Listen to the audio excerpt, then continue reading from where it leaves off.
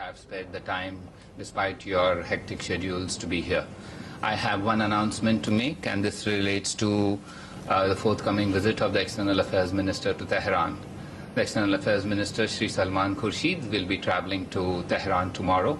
This is for the 17th Joint Commission meeting between India and Iran.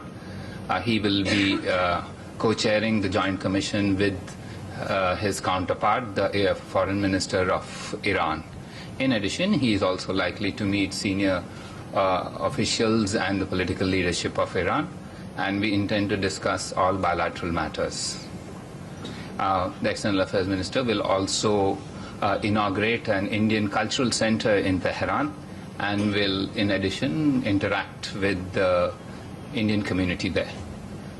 That's all I have in terms of announcements, and if any of you have any other questions, I'm willing to take those questions on anything that you like. Just 1 minute, please, one by one. Yes, sir. Just hold on. The mic will come. So during visit to Tehran, will the minister discuss the oil import issues and also Iran-Pakistan-India pipeline? The visit and the Joint Commission will discuss all issues of bilateral interest. Now that you have specifically indicated some elements, could you repeat what did you say? Oil imports and yes. Iran-Pakistan-India pipeline. The issues that you have listed are not directly available on the agenda, but however, if they are raised and since senior leaders of both countries meet, certainly they will be discussed. Yes, Smita. Can you please throw some light on, has Sarabjit Singh's body, whether the aircraft has taken off from Lahore for Amritsar? Were the Indian officials there during the autopsy? By when do we expect the autopsy report to be shared and the proceedings here on? Let me confirm to you that an aircraft has taken off from Delhi at 3:46 p.m. The flying time to Lahore approximately is an hour. So we expect that aircraft to reach there in about 45 minutes' time. As regards the return flight of that aircraft, as of now, there are no passengers except for the crew on that aircraft. It's an Air India aircraft. As regards its return flight, it is expected that the aircraft will fly from Lahore to Amritsar, and on that flight will be two officials of the Indian High Commission there, Councillor Dr. Akino Vimal and Mr. Das, I think Das Gupta, who is the attaché there. It is expected that the aircraft will be received on arrival there by the Minister of State for External Affairs, Ms. Praneeth Kaur. As regards other issues that you raised in terms of the autopsy and other, whether there were anybody from the Indian mission there, as all of you are aware, the autopsy is a medical procedure, and only medically qualified people can attend that and can discern what is happening. So obviously we do not have anybody there. As and when the autopsy report is received, we will of course communicate it to the family members. At this stage, I do not have information of how long the timeline will be for receiving that report.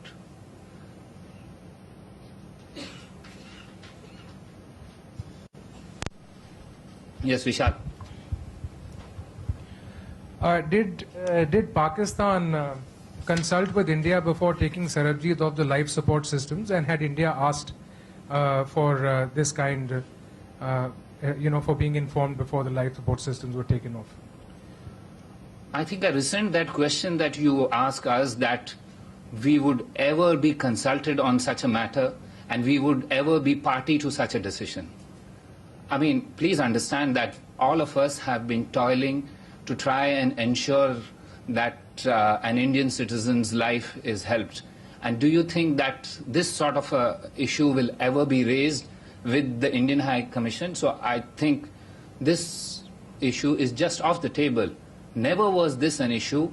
Nobody raised it with us. We didn't expect this to be raised because our idea was to ensure that he lives as long as possible and not to turn off his life support system. So I totally resent even an allusion of that. Yes, sir.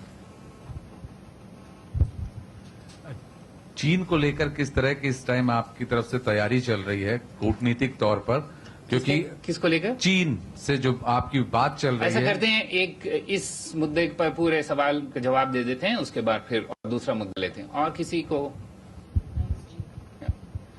Yes, Parul.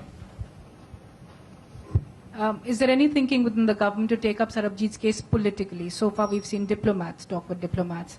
Politically, will the government take up Sarabjit's case from here on? At this stage, our primary focus is to ensure that the body of Sri Sarabjit Singh comes back to India as early as possible, and he is given a burial among his near and dear. That's the primary focus. And we've had interactions at various levels on this. We've had the Foreign Secretary talk to his counterpart. We've had the Indian High Commissioner in Pakistan talk to the Chief Minister of Punjab. We've had our Deputy High Commissioner talk there with various officials. We've had our officials dealing with Pakistan in touch with officials of the Pakistani High Commission. So let me assure you that everything possible is being done at all levels.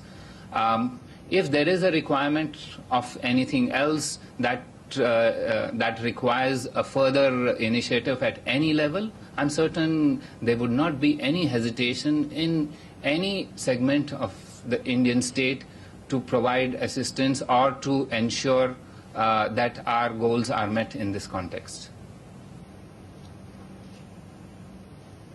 Yes, sir. Andrew. Yeah. So obviously this has a long history, goes back 23 years. Has the Indian government ever expressed an official position on where it stands on whether or not Mr. Singh was guilty of the allegations that were levelled at him by Pakistan? I think the issue of this is not a new story. We have raised it at every level, and if we thought there was any, and if we didn't think that this was a case deserving of humanitarian and sympathetic consideration, we wouldn't have raised it even at the level of the Prime Minister of India in his summit level meeting as far back as in 2005 with President Musharraf. Since then, we have raised it on numerous occasions at all levels, at the level of the Foreign Minister, at the level of the Home Minister, at the level of the Foreign Secretary, at the level of our High Commission there. And in each of these cases, we have reiterated the need to deal with this sympathetically and in a humanitarian manner. And if we were not convinced of that, we wouldn't have done that. What's the government's position on whether or not he was guilty of the allegations that were levelled at him by Pakistan? Pardon? Sorry, clearly you've made clear your belief that the case should be treated humanely, but has the government ever stated whether or not it believes he is guilty or innocent of the allegations that were levelled at him by Pakistan? If he was considered guilty, we wouldn't have pursued his case ever. Yes. Yes, Parul.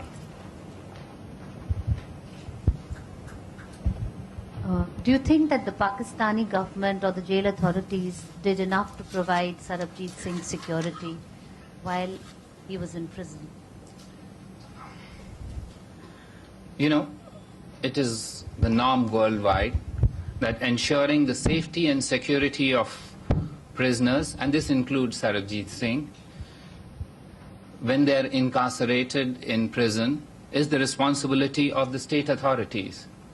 And therefore, there cannot be two arguments in terms of the responsibility of the authorities in this matter, and we have taken this up previously. In fact, when we had concerns about the safety and security on this issue following the death of another Indian prisoner, Chambail Singh, in January, we had triggered what is known as the Judicial Committee. This is a mechanism of retired justices of the Indian and Pakistani courts who visit prisons to see about the conditions of prisoners in the country concerned. Despite not having talks at the official level or at the political level. We pursued with this following the incident in the case of Sri Chambail Singh, and finally were able to convince the Pakistani authorities to accept the visit of the Judicial Commission. Alas, we must confess that by the time they reached Lahore, Sarabjit Singh was in hospital, and I understand a couple of days ago they didn't visit him. So the point that I would like to respond to you is that we have raised this issue of safety and security in the context of the Judicial Committee. And that's the mechanism available to us. Now, one question. Anyone else? Yes, last question. On this issue, and then you have. How many Indian prisoners are there in Pakistani jails? And would we also be taking up their cases? Well, we exchanged lists of prisoners on the 1st of January every year. And as per those lists, because since then there's been addition, but as per that list, there were 215 Indian fishermen in Pakistani prisons. Also, as per that list, there were 55, according to the list that the Pakistani authorities gave us, 215 fishermen and 55 Indian nationals who are in prison, other than fishermen.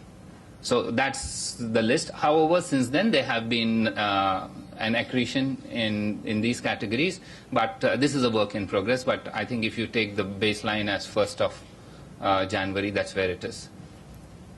Yes. Is this on this or? On this. Yes, please. Last question. Do you propose to take this issue to some international forum?